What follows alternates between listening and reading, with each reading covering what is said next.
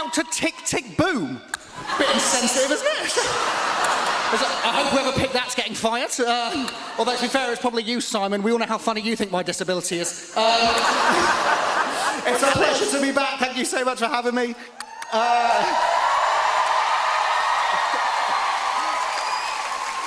Life has changed so much since my audition, but I've now gone back to work. It's blown the kids' minds, really. The thing when you work in a primary school, right, is you often get asked questions like, do you think you'll ever have kids? Like a parent came up to me recently and went, do you think you're ready? Think you're ready to have kids? No, absolutely not.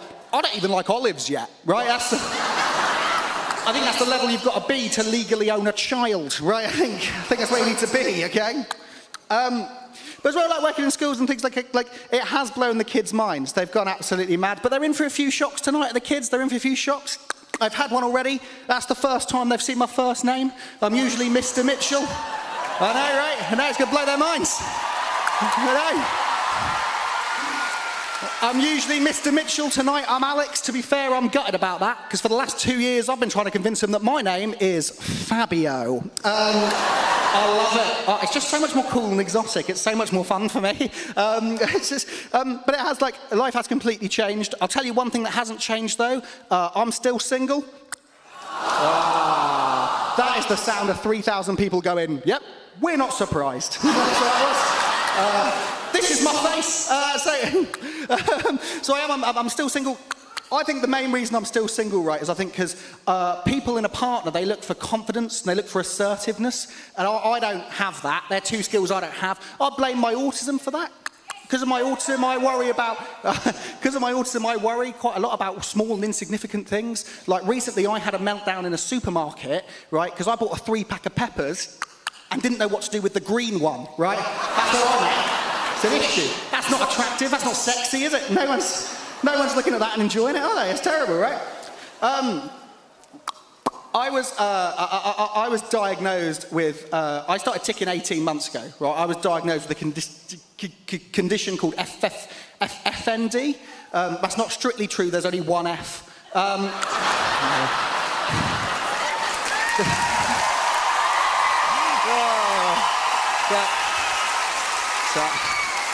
Laugh at the disabled man. I'm taking your tax money. It's cool. And I am full up on it, let me tell you. So I started ticking 18 months ago, and I was really worried about how it would make people feel. I was really worried it was going to make people feel uncomfortable. Very luckily for me, I very quickly realised that I really enjoy making people feel uncomfortable. Oh, it's a lot of fun. It's a lot of fun, right? Like...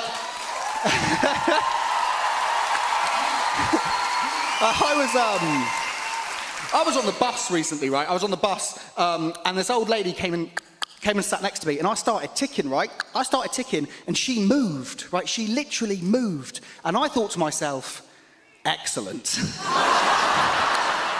Another victim, right? I'm so excited, right? Because I'm still ticking, but I got off the bus before her, right? Which meant so many things for me. I'm still ticking. I walked past her on the way out, still ticking. I get to her and I go, whoa, she jumped out of her skin. Best I've ever felt, London. Best I've ever felt.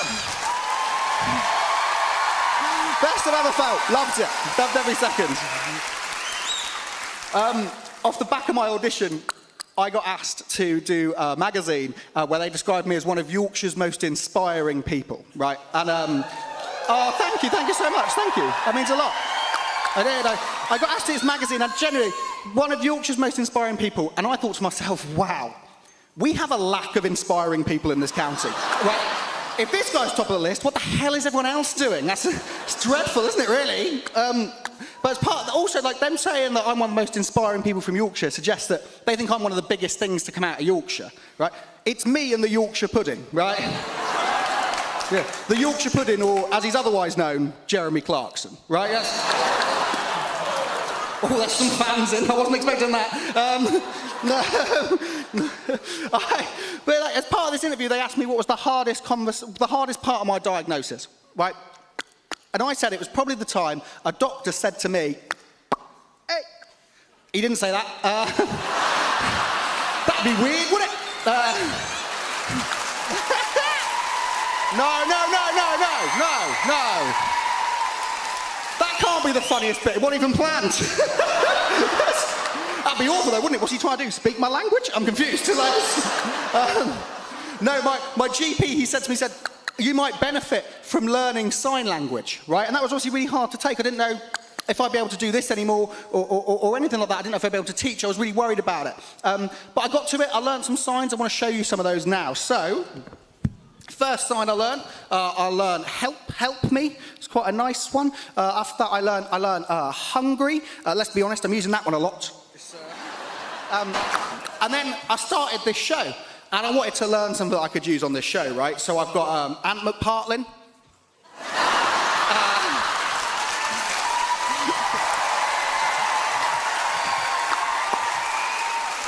We've got Declan Donnelly.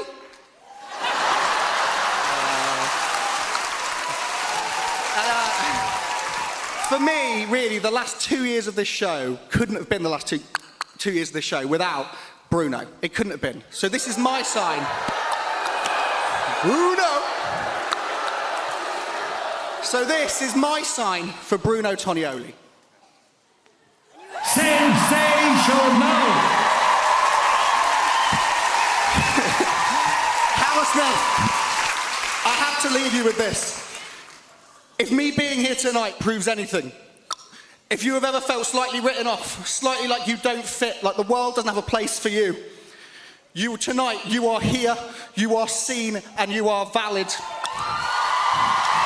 I have been Alex Mitchell. Love will always win. Thank you so much. Good